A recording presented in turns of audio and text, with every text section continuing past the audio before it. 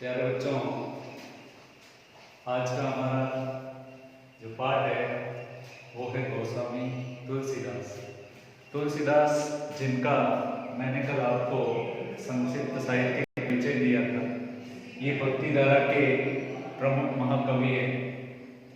तो आज हम इन्हीं की भक्ति धारा का जो रस है वो प्रवाहित करेंगे।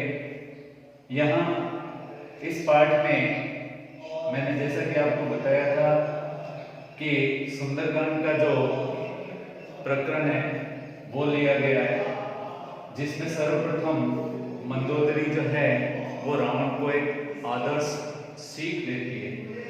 जब उसको पता चलता है कि राम जो है वो लंका पर चढ़ाई करने वाले हैं, तो रावण को समझाती है, अभिमानी रावण को वो एक आदर्श शिक्षा देती है।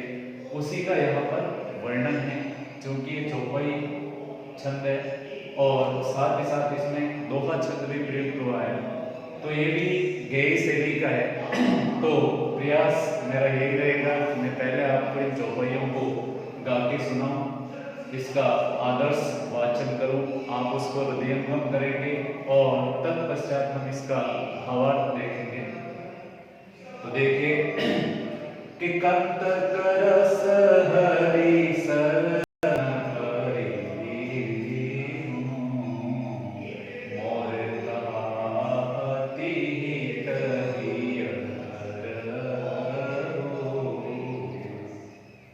मंदोदरी कह रही है कि कंत करस हरि सन परिकर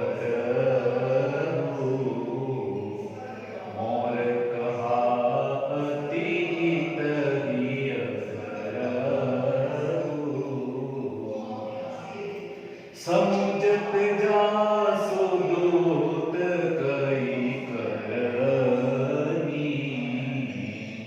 स्रवहि गर्भ रजनी चर करनी, तासु नारी निज सचिव बोलाए, पठवहु कंत जो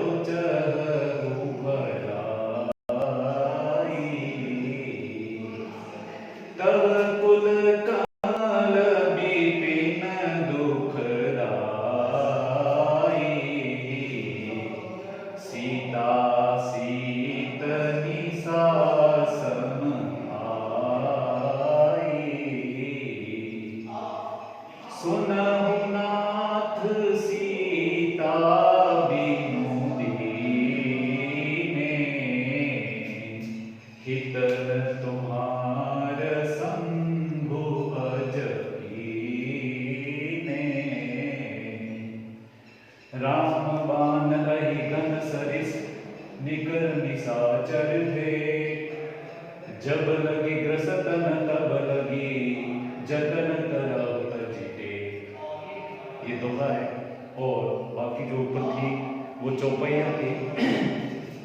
तो इसमें मंदोदरी जो है वो अपने पति अभिमानी घमंडी रावण को सीख दे रही है कि कंत हे स्वामी, करश शत्रुता को परिहरो, त्याग कीजिए हरिसन, क्योंकि भगवान से ईश्वर से शत्रुता जो है वो अच्छी नहीं। कहने का मतलब भगवान से शत्रुता करना हे स्वामी अच्छी बात नहीं है, इसलिए मैं आपसे विनम्र निवेदन करती हूँ कि आप प्रभु से जो है शत्रुता का जो भाव है उस शत्रुता को त्याग दीजिए। और मोर कहा अतिहित ही धर्म, और मेरा कहना मान लीजिए, और मैं आपको जो अपने हित की बात कह रही हूँ, अपनी भलाई की बात कह रही हूँ, मेरी उस भलाई की बात को ही धर्म अपने हृदय में धारण कर लीजिए।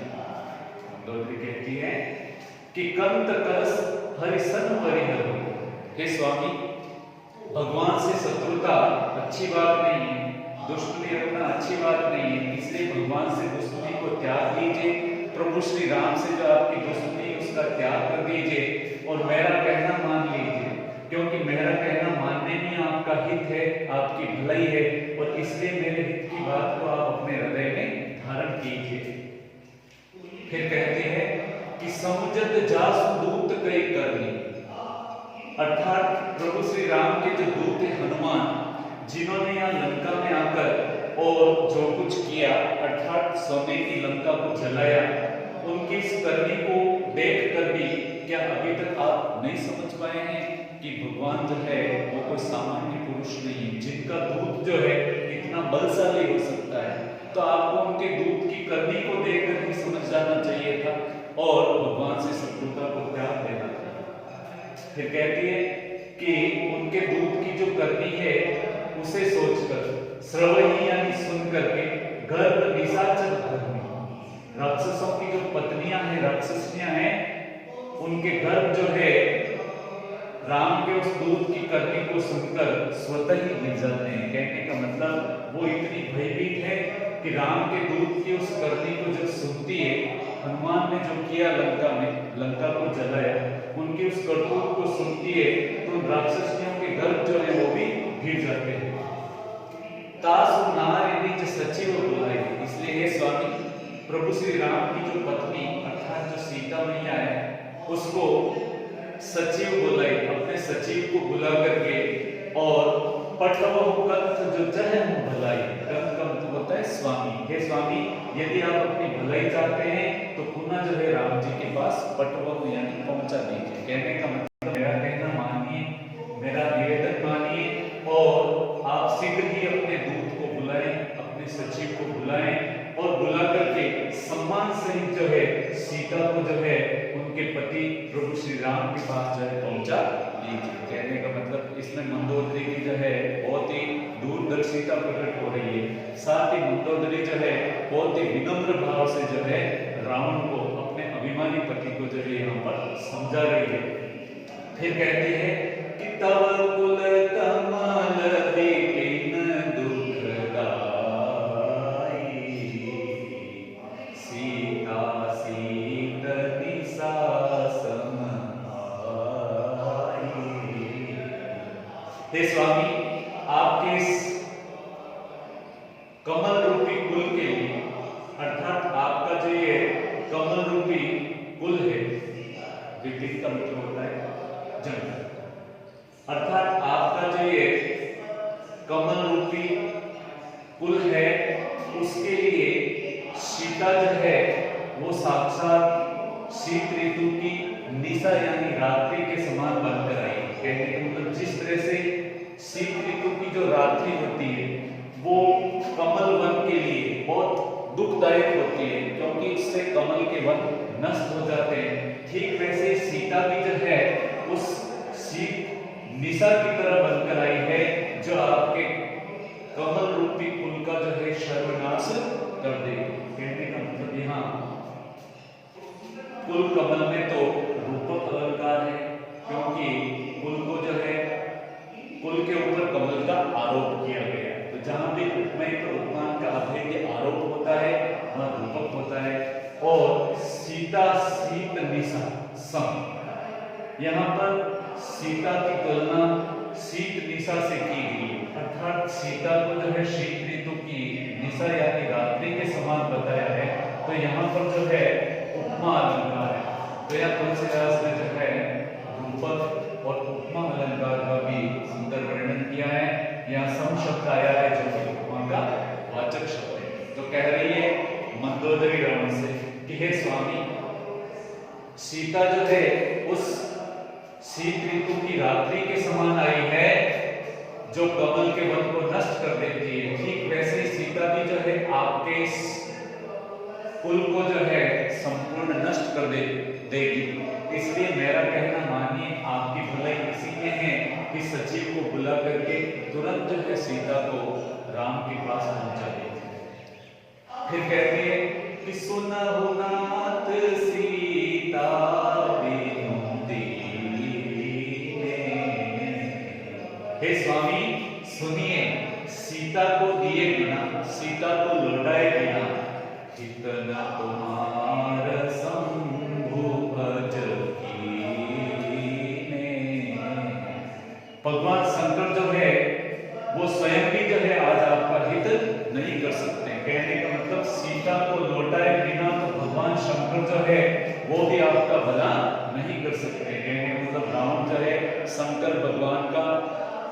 एकनिष्ठ अनन्य भक्त था। लेकिन यहाँ मंदोदरी कह रही है कि अगर आप सीता को नहीं लौटाएंगे तो आपके जो आराध्य भगवान शंकर जो है वो भी आज आपका भला, आपका हित नहीं कर सकते हैं। इसलिए भलाई इसी में है, हित इसी में है कि आप सीता को जो है ससम्मान राम को जो है लौटा दें। तब दोहे के माध्यम से यहाँ तुलसीदास ने जो है मंदोदरी के मनोभावों को व्यक्त किया है और इसमें भी उपमा अलंकार का सुंदर प्रयोग हुआ है। सरिस शब्द आया है जो कि उपमा का वाचक शब्द है। कह रही है कि राम बाण अहिगन सरिस, राम के जो बाण है वो अहिगन अर्थात सर्प के समान, सरिस में समान। राम के धनुष से निकलने वाले जो बाण हैं वो तो सर्प के समान है और निकर निशाचर थे, और जो राक्षस हैं वो राक्षस भेद यानी मेंढक के समान। यानी राम के बाण तो सर्प के समान है और लंका के जो राक्षस हैं आपके सैनिक वो मेंढक के समान हैं। कहने का मतलब जिस तरह से सर्प जो है वो मेंढक को खा जाते हैं, ठीक वैसे ही ये राम के बाण जो है आपके संपूर्ण निशाचर यानी राक्षसों का अंत कर देंगे। इसलिए जब लगी ग्रसन तब लगी जतन कराऊं तजिते। इसलिए जब तक कि राम के बाण रूपी सर्प आपके निशाचर रूपी उन मेंढकों को ग्रसित नहीं कर लेते हैं, डस नहीं लेते हैं, उससे पहले आप कुछ यत्न कीजिए, कोशिश कीजिए, प्रयत्न कीजिए, तजिते अपने अभिमान या घमंड को छोड़कर। हे स्वामी, मैं आपसे विनती करती हूँ कि आप जो है अपने घमंड को त्याग कर, और जब तक कि राम के बाण आपके निशाचरों को मार न दे उससे पहले ही जो है अपने अभिमान का त्याग करते हुए आप ऐसा कुछ यत्न कीजिए, प्रयत्न कीजिए, कोशिश कीजिए कि जिससे आपके वंश का विनाश बच सके। इस तरह से मंदोदरी जो है वो अपने घमंडी अभिमानी पति रावण को जो है एक आदर्श सीख जो है वो देती है। उसी का इस प्रकरण में, इस काव्यांश में जो है तुलसीदास ने वर्णन किया है। तो भाषा इसकी साहित्यिक ब्रज है, यानी साहित्यिक ब्रज भाषा का प्रयोग किया है। साथ ही छंद इसमें चौपाई और दोहा छंद प्रयुक्त हुआ है, और कुल कमल विपिन में रूपक अलंकार है। तो सीता, सीत, निशा सब में उपमा अलंकार का सुंदर प्रयोग किया है। भाषा तत्सम शब्दावली से युक्त है। साथ ही राममान अहिगन सरिस, इसमें भी उपमा है, और निकर निशाचर थे, यहाँ भी उपमा अलंकार का सुंदर प्रयोग किया। तो कुल मिलाकर इस पूरे प्रकरण में और उपमा अलंकार का जो है सुंदर प्रयोग जो है वो द्रष्टव्य है, देखने योग्य है, जानने योग्य और समझने योग्य। तो ये अब तक का जो प्रकरण आपकी समझ में आया होगा। इसके बाद आगे की जो चौपाइयां हैं वो लंका कांड से ली गई। राम जब समुद्र को लांघकर, समुद्र को पार करके, समुद्र पर सेतु बना करके और लंका में पहुंच जाते हैं, तब मंदोदरी को इस बात का पता चलता है।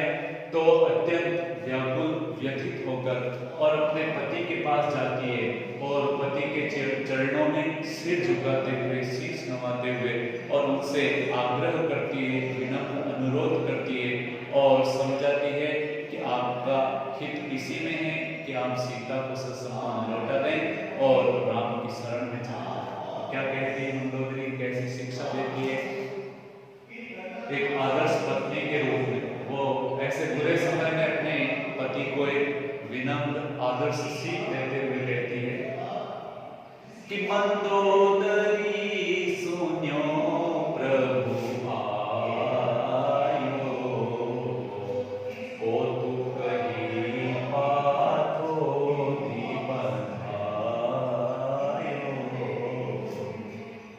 जब मंदोदरी ने सुना कि प्रभु श्री राम जो है वो लंका में आ चुके हैं और इस तरह से उन्होंने कौतुक यानी खेल खेल में ही पाथोदी यानी समुद्र को जो है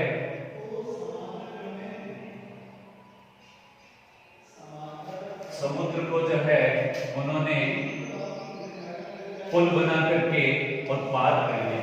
कहने का मतलब जब मंदोदरी इस बात को सुनती है कि प्रभु श्री राम ने सहज ही में खेल खेल में ही जो है समुद्र के ऊपर पुल बना दिया और इस तरह से पुल बांध करके और वो लंका के अंदर आ गए हैं। ऐसी बात जब मंदोदरी ने सुनी तब मंदोदरी सुन्यो प्रभु आयो कौतुकली पाथोदी बनायो। तब कर गही पति भवन निज आनी बोली परम मनोहर वाणी। तब जो है वो अपने पति अर्थात स्वामी रावण के भवन अर्थात महल में आनी यानी आती है। तब मंदोदरी जो है यह सुनकर के और तुरंत जो है अपने पति अर्थात रावण के महल में आती है और अत्यंत मनोहर मन को हरने वाली परम यानी अत्यंत मनोहर वाणी में जो है वो अपने पति से बोलती है, अपने पति से कहती है। इस प्रकार जब वो राम के आने का समाचार सुनती है कि राम ने सहज ही में खेल खेल में समुद्र के ऊपर पुल बांध दिया और उस पुल को पार करके समुद्र को पार करते हुए लंका में पहुंच गए, तब वह तुरंत ही अपने पति के पास आती है अपने अभिमानी पति को समझाने के लिए और पति से जो है वो अत्यंत मनोहर वाणी में बहुत ही मधुर, बहुत ही कर्णप्रिय, बहुत ही विनम्रता के साथ जो है वो अपने पति से निवेदन करती है, बोलती है, कहती है। क्या कहती है, कैसे कहती है, उसका वर्णन आगे है कि चरण नाई सिरु अंचल रोपा सुनहु बचन पिय परिहरि कोपा। कोपा का मतलब होता है क्रोध, परिहरि मैंने त्याग। तब जो है मंदोदरी जो है सबसे पहले रावण को सिर नवाती है अर्थात उसके सामने सिर झुकाती है, चरण यानी चरणों में। तब वो एक आदर्श पत्नी की तरह अपने पति के चरणों में सिर झुकाती है। देखिए यहाँ उसकी विनम्रता प्रकट है। रावण कितना अभिमानी, कितना अहंकारी है, फिर भी मंदोदरी जो है बहुत ही आदर के साथ, सम्मान के साथ उसके चरणों में अपना सिर झुकाती है और अंचल रूपी तत्पश्चात वो अपना आंचल जो है उसके सामने फैलाती है। आंचल का मतलब पल्लू। इस तरह से वो आती है, रावण को सिर नवाती है, सिर झुकाती है, उसके चरणों में धोप देती है और तत्पश्चात अपना आंचल फैलाती है और कहती है कि हे प्रिय अर्थात स्वामी, मेरे वचन सुनिए, मेरी बात को सुन लीजिए और परिहरि कोपा क्रोध को त्याग दीजिए। हे स्वामी, आपके मन में जो राम के प्रति क्रोध का भाव है, आप अपने उस क्रोध के भाव को त्याग दीजिए और ध्यान पूर्वक मेरी बात को सुनिए। इस तरह से वो रावण से निवेदन करती है और कहती है कि नाथ बयरु की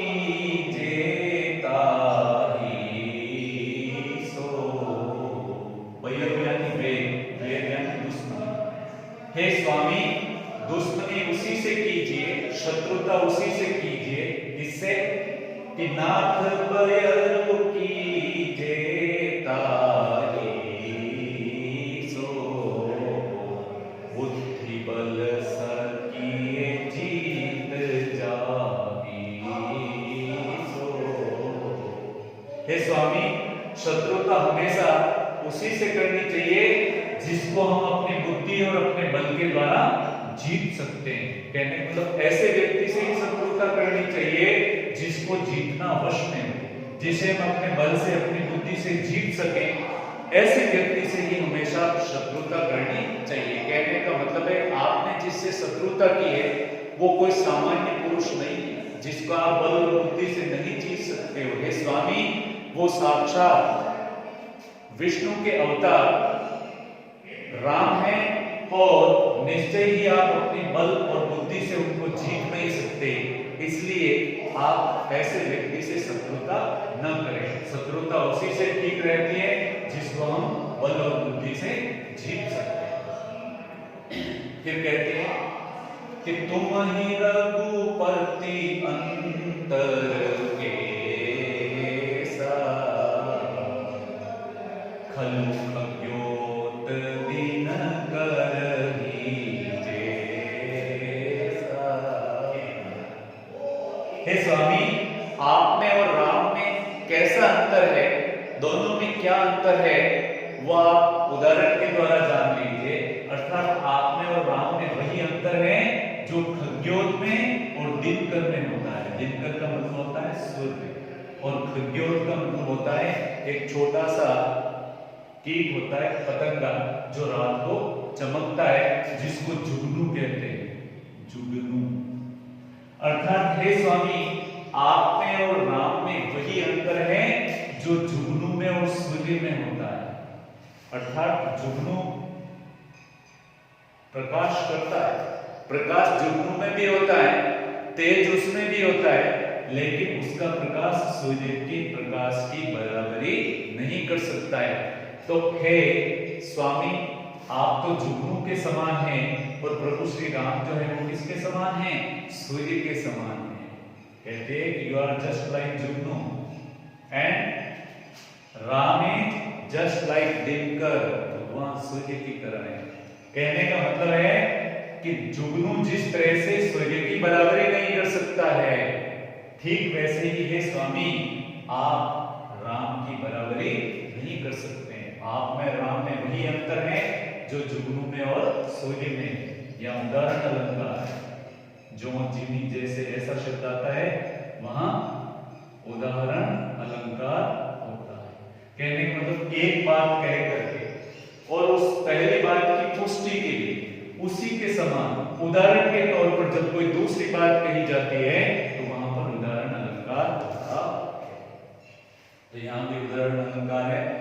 उदाहरण अलंकार के माध्यम से जो तुलसीदास ने या मंदोदरी के द्वारा जो है रामों को समझाने का प्रयास किया है।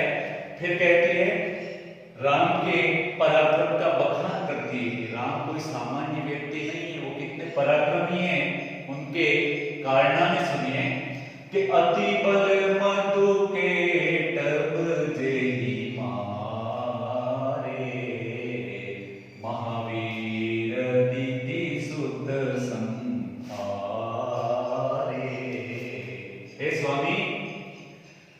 जिन राम ने अपने अत्यंत बल से मधु और केटव नामक जो राक्षस थे, ऐसे उन राक्षसों को भी मारा। यानी बहुत बलशाली राक्षस थे मधु और केटव, फिर भी राम ने अपने अति बल से जो है उनको मार दिया। इतना ही नहीं, दिति के जो महापराक्रमी पुत्र थे, अर्थात कश्यप ऋषि की जो पत्नी थी दिति, इसके जो राक्षस पुत्र थे जो अत्यंत पराक्रमी थे, ऐसे उन दिति के उन महापराक्रमी महाबलशाली राक्षस पुत्रों को भी जो है राम ने ही मारा था। तो राम कोई सामान्य पुरुष नहीं है। फिर कहती है कि जय बलि बांधी सहस्त्र भुज मारा, सोई अवतरे हरन मही भारा। हे स्वामी, प्रभु श्री राम ने वामन अवतार लेकर के और जो राजा बलि था उस बलि को भी जो है छला था, अर्थात उस राजा बलि को जो दानवीर था उसको भी जिन्होंने हराया। और इतना ही नहीं, जिन्होंने परशुराम के रूप में अवतार लेकर सहस्त्रबाहु अर्थात जिसके सैकड़ों भुजाएं थी, ऐसा जो बलशाली राक्षस था, ऐसे उस सहस्त्रबाहु को भी जिन्होंने मारा, ये वही राम है। ये वही राम है जिन्होंने मधु और केटक को मारा। ये वही राम है जिन्होंने दीति के महापराक्रमी पुत्रों को मारा। ये वही राम है जिन्होंने राजा बलि का घमंड चूर किया। और ये वही राम है जिन्होंने सहस्त्रबाहु की सैकड़ों भुजाएं परशुराम के रूप में अवतार लेकर काटी। तो ये राम कोई सामान्य नहीं है। और कहती है कि सोई अवतरे हरन नहीं पारा। ऐसे ही वो राम जो है, ऐसे ही भगवान विष्णु जो है अब राम के रूप में अवतरित हुए हैं, इसलिए हरण नहीं भारा, इस धरती के भार को, धरती के बोझ को हरने के लिए, अर्थात धरती से अन्याय, अत्याचार, अधर्म को मिटाने के लिए जो है पुनः जो है अब राम जो है इस धरती पर अवतरित हुए हैं। तो राम कोई साधारण पुरुष नहीं है, वो साक्षात विष्णु के अवतार हैं। और विष्णु के अवतार के रूप में उन्होंने धरती पर पहले भी कई ऐसे राक्षसों का संहार किया है। और अब भी वो जो है इस धरती से, इस पृथ्वी से इस अधर्म को मिटाने के लिए, ऐसे दुष्टों का संहार करने के लिए धरती पर अवतरित हुए हैं। इस तरह से राम के वास्तविक स्वरूप को मंदोदरी पहचान गई है। और वो रावण को भी राम का वास्तविक स्वरूप जो है वो बता रही है कि आप जिस राम को केवल एक सामान्य व्यक्ति या केवल अयोध्या का राजा समझ रहे हैं, तो वो कोई सामान्य व्यक्ति नहीं, वो विष्णु के अवतार हैं। इसलिए आप समझ जाइए, जान जाइए, इसी में आपका फायदा, इसी में आपकी भलाई है कि आप राम से शत्रुता त्याग दीजिए। राम से शत्रुता रखना अच्छी बात नहीं। फिर कहते हैं कि तासु विरोध न कीजिए नाथा। हे स्वामी, ऐसे उन राम से, ऐसे उन राम का आप विरोध मत कीजिए। क्यों? कि काल कर्म जीव जाके आता, अर्थात मृत्यु, कर्म, ये सब के सब जो है प्राणियों के, वो राम के हाथ नहीं है। कहने का मतलब इस धरती पर रहने वाले जितने भी प्राणी हैं, उन सब प्राणियों के कर्म, उनकी मृत्यु, ये सब के सब किसके? राम के हाथ में है।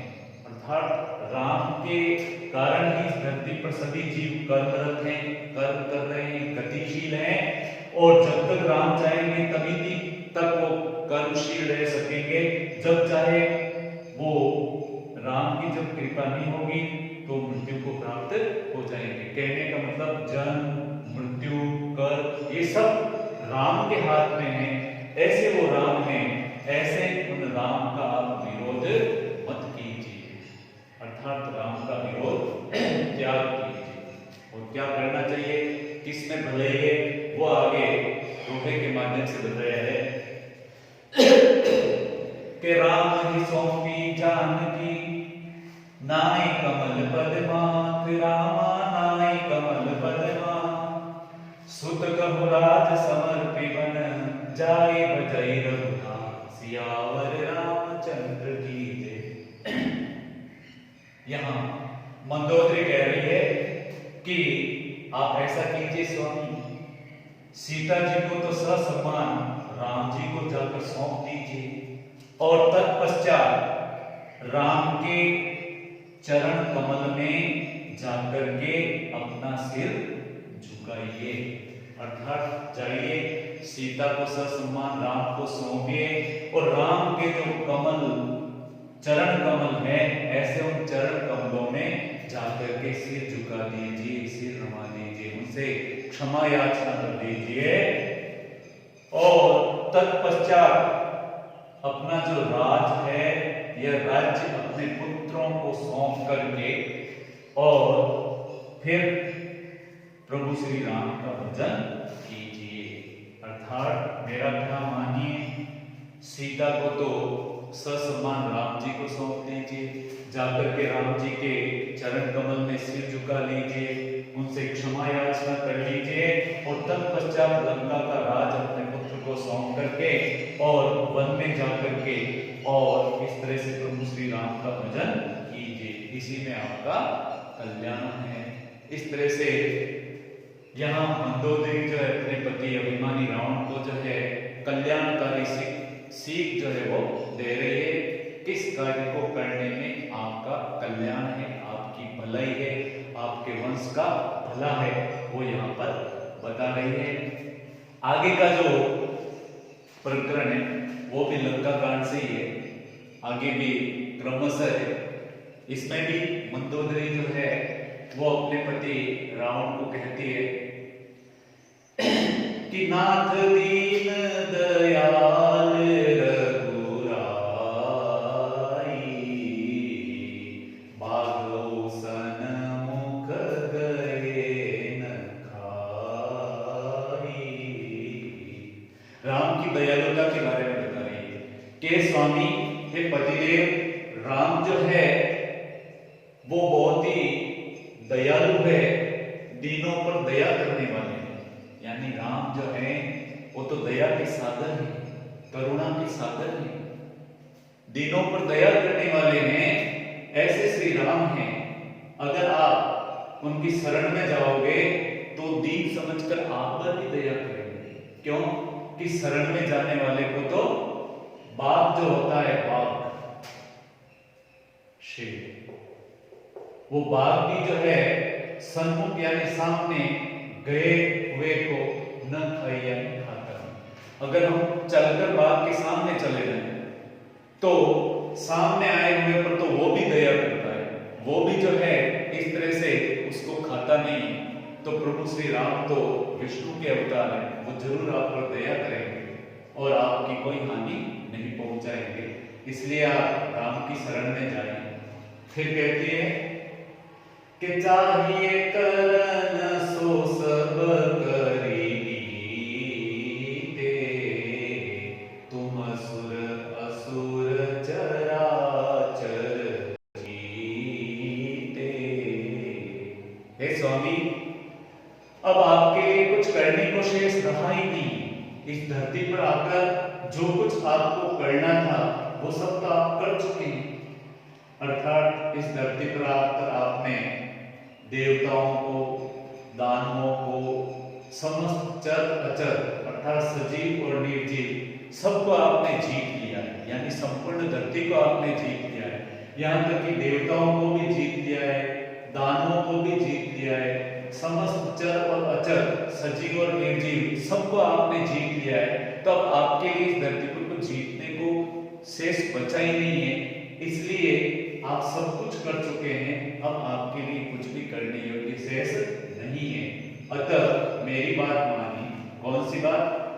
कि संत कहई असी नीति दसानन, चौथे पन जाहि नृप कानन।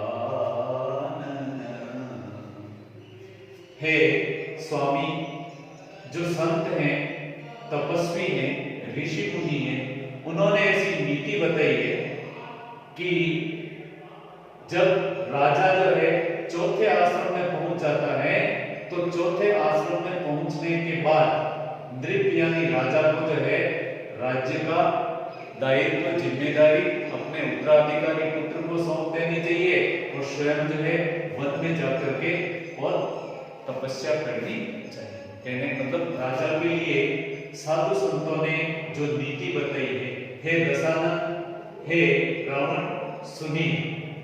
उन्होंने कहा है कि चौथा आश्रम आने पर गृहस्थ जीवन का त्याग कर, संपूर्ण राजपाट को त्याग करके और राजा को जंगल में जाकर के और तपस्या करनी चाहिए।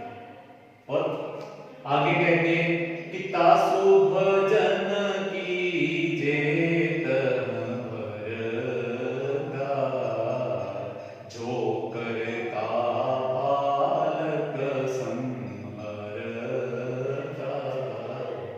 और वहां जंगल में जाकर के और आप उनका भजन कीजिए। हे स्वामी, जंगल में जाने के बाद आप वहां रहकर उनका भजन कीजिए जो इस सृष्टि के कर्ता यानी सृष्टि को बनाने वाले हैं, पालक इसका पालन करने वाले हैं, और संहर्ता इस सृष्टि का संहार करने वाले।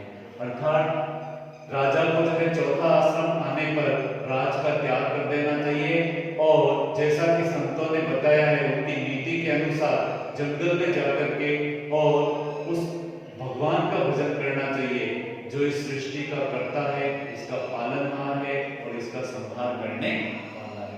ऐसे वो भगवान का जो है उनको भजन करना चाहिए। ऐसे एक आदर्श सीख यहाँ मंदोदरी के द्वारा रावण को दी जा रही है। फिर कहती है कि सोई रघुवीर प्रणत अनुरागी, भजो नाथ ममता सब त्यागी। इसलिए हे स्वामी, हे नाथ, आप मेरी बात मानिए। प्रभु श्री राम जो है वो अपने भक्तों से अनुराग करने वाले हैं, प्रेम करने वाले हैं, इसलिए आप समस्त ममता को त्याग दीजिए।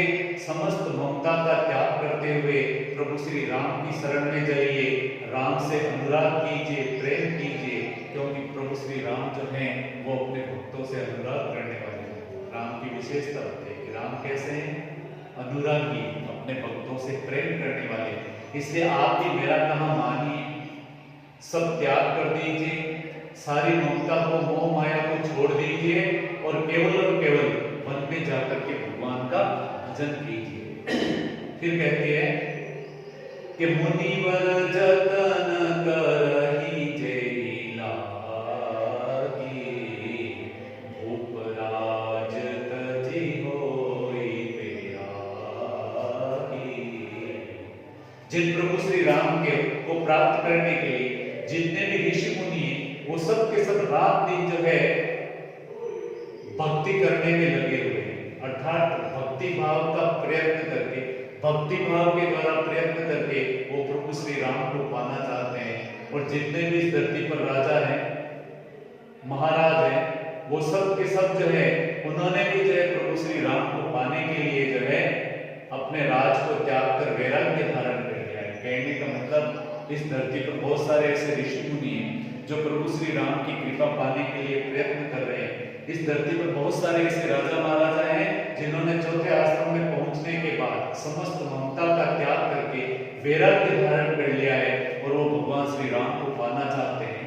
ऐसे हम प्रभु को पाने के लिए ऋषि मुनि भी प्रयत्न कर रहे हैं, बड़े बड़े राजा महाराजा भी जो है वो वैरागी हो गए हैं।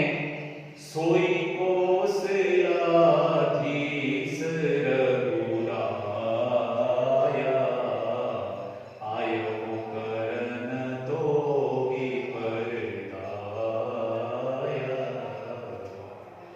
तो बड़े बड़े ऋषि मुनि जिनको पाने के लिए प्रयत्नरत है, बड़े बड़े राजा महाराजा जो वैरागी हो गए हैं, फिर भी उनको प्रभु श्री राम नहीं मिले हैं।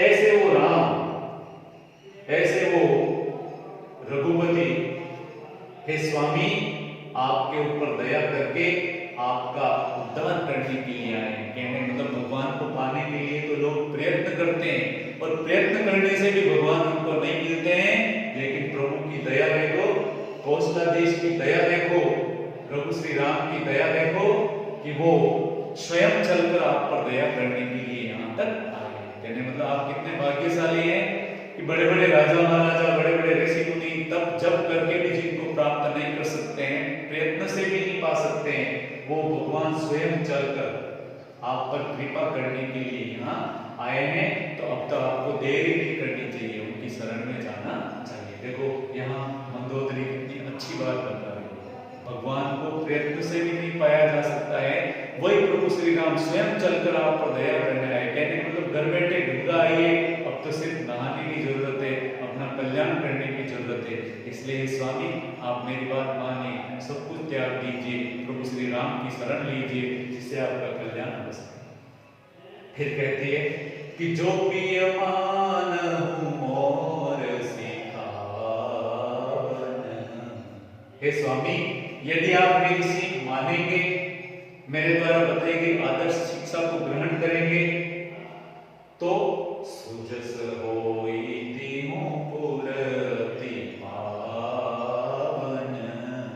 तो आपका जो सुयस है वो तीनों लोक में फैल जाएगा, अर्थात आपका जो सुजस है वह अत्यंत पवित्र सुजस जो है तीनों लोगों में फैलेगा। कहने का मतलब यदि आप मेरा कहना मान लेते हैं, मेरी इस सीख को ग्रहण कर लेंगे और मेरे कहने पर शत्रुता त्याग कर, क्रोध त्याग कर और अभिमान त्याग कर राम की शरण में चले जाएंगे, तो निश्चय ही उससे आपका कल्याण होगा।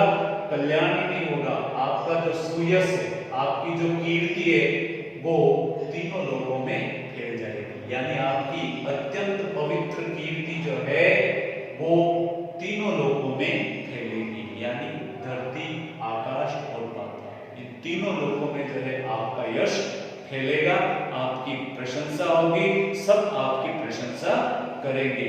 अंत समय में रावण जो है राम की शरण में गया और राम ने उद्धारता करते हुए उसका कल्याण किया।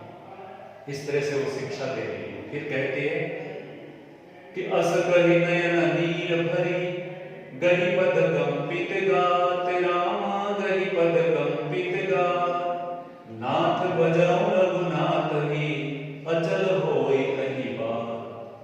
तब मन में अत्यंत करुणा करते हुए और ऐसा कहते हुए और मंदोदरी की आंखों में आंसू आ जाते हैं और इस तरह से आंसुओं से परिपूरित अपने नेत्रों से और अपने कांपते हुए शरीर के साथ वो राम को कहती है, रावण को कहती है कि हे स्वामी, आप जो है मेरा कहना मान लीजिए, प्रभु श्री राम का भजन कीजिए, जिससे आपकी कीर्ति जो है वो अचल हो जाएगी। कहने का मतलब है कि वो समझ गई कि मैं चाहे कितना ही कहूंगी लेकिन रावण पर इन बातों का असर होने वाला नहीं है।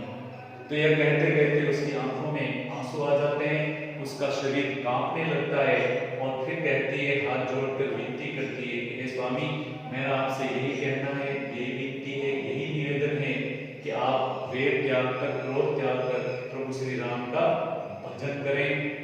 जब आप राम का भजन करेंगे तो ये जो बात है ये हमेशा हमेशा के लिए जो है प्रसिद्ध हो जाएगी। आपका नाम, आपकी कीर्ति हमेशा के लिए इस संसार में फैल जाएगी, तीनों लोगों में आपका यश स्थिर हो जाएगा। इस तरह से मंदोदरी जो है वो